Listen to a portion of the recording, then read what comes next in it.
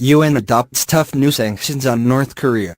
The UN Security Council unanimously adopted a new set of draconian US-drafted sanctions on North Korea that will further strangle its energy supplies and tighten restrictions on smuggling and the use of North Korean workers overseas.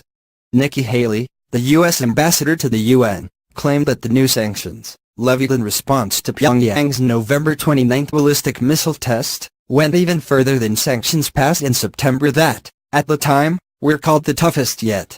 Today, we cut deeper, Haley said. She said the UN had repeatedly offered Pyongyang a choice and repeatedly, in its continued missile tests, the regime had chosen the path of isolation. Hailing the unity of the Security Council vote and referring to leader Kim Jong Un, Haley said that, "We will continue to match the Kim regime's choice of aggressive action with actions of international sanctions." North Korea, she said, is this most tragic example of evil in the modern world. President Donald Trump chimed in with a tweet noting the vote. The United Nations Security Council just voted 15-0 in favor of additional sanctions on North Korea. "The world wants peace, not death," he said. Resolution 2397 cuts exports of gasoline, diesel and other refined oil products by a total of 89%, Haley said. The resolution also bans exports of industrial equipment, machinery, transportation vehicles and industrial metals to North Korea. It requires countries using North Korean laborers to send them back home no later than 24 months from the adoption of the resolution. The resolution also requires countries to stop ships from illegally providing oil to North Korea through ship-to-ship transfers and prohibits them from smuggling North Korean coal and other prohibited commodities by sea.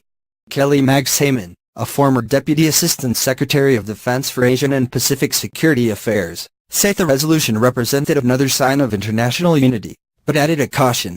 While the restrictions on oil will have an effect on the North Korean economy, Magsamen said, whether that produces the North Koreans at the negotiating table I think is an open question.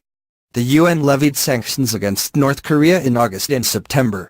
The US took unilateral steps against the country in July, August, September, October and November. And Secretary of State Rex Tillerson has orchestrated a peaceful pressure campaign aimed at slowly cutting off Pyongyang's diplomatic ties and financial resources, to force it to come to the negotiating table. Against that backdrop, Trump has issued a steady stream of belligerent rhetoric, including a threat to totally destroy North Korea, raising fears of a military confrontation. At the end of the day, we are either going to have a negotiated outcome, or some sort